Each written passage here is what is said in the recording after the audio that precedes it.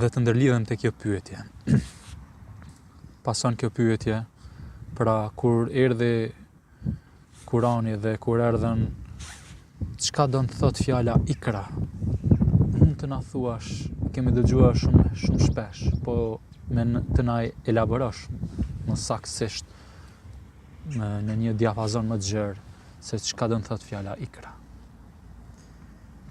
A do të thot të lexojmë vetëm një gjë, të studiojmë vetëm një gjë, të studiojmë shumë fusha, të studiojmë shumë qytete, të dimë më shumë për horizont, për astronomi, gjeografi, kulturë, muzikë. Çfarë mund të na thuash? Ajeti i parë në surën Alaq, Iqra bismi rabbikal ladhi khalaq, lexo me emrin e Zotit tënd i cili krijoi çdo gjë. Është ajet që muj me të thanë çdo akademi botërore lirisht mundet me hap dyert e universitetit me këtë fjalë. Edhe me qëndru kësaj fjale çdo akademi mundet me arrit edhe të paarritshmen në sferën e arsimit.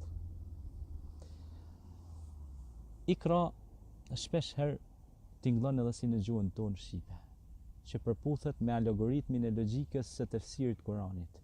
Ikra, do më thonë kara, ka zbrit, nezzel el-Kur'an, do të ne kena zbrit Kuranin. Pra, ikra, ku ikra?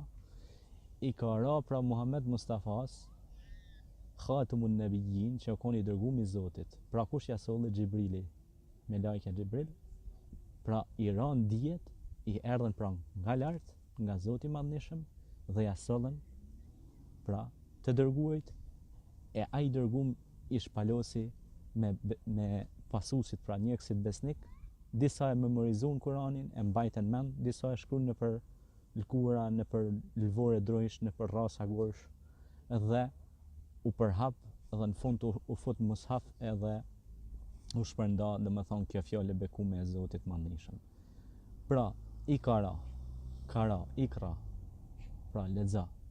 Po nuk ka kuptimin vetëm lexo, sepse gjuha e Kuranit ka një laurishi, ka një fluorescencë, ka multikompleksitet të vokabularit të saj.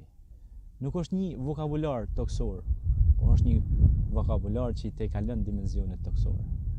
Dhe ka kuptim jo vetëm lexo, po ka kuptim studio, ka kuptim lexo vetveten tënde, kthillu, shiko ku je. Shpesh herë Zoti i thot Kur'an njerëzve, ejnë tadhhabun, ka jeni të shkue, ka po shkoni. Do thonë që mu kthill, njerëz, çfarë po veproni? A e dini se keni ardhur këtë botë të ndërtoni me durët e juaja gjëra të bukura, të iluminoni njerëzimin, të ndriçoni njerëzimin, jo vetëm të vrisni kohën tuaj, edhe pastaj të përfundoni kapitullin e jetës pa mbjell një fidan pemë, ose një pip pemë. Pra, fjala ikra ka dimension gjanë, shumë dietar, shumë shkollar të mëdhej që besa musliman dhe jo musliman, e janë hyn këtë fjalë me studiu, ka edhe që kanë bërë dhe botime, libra, studime në revista të ndryshme prestigjioze, kombëtare dhe ndërkombëtare. Është fjalë që mundet lirisht mu shkru disa libra për ta. Fusha e oqeanit madh të dijes, të ardhur nga Zoti tek krijesa e vet, që u bë halifetun fil ardh në pemë si Zoti në tokë, që është njeriu. Faleminderit shumë për këtë shpjegim kaq të mirë.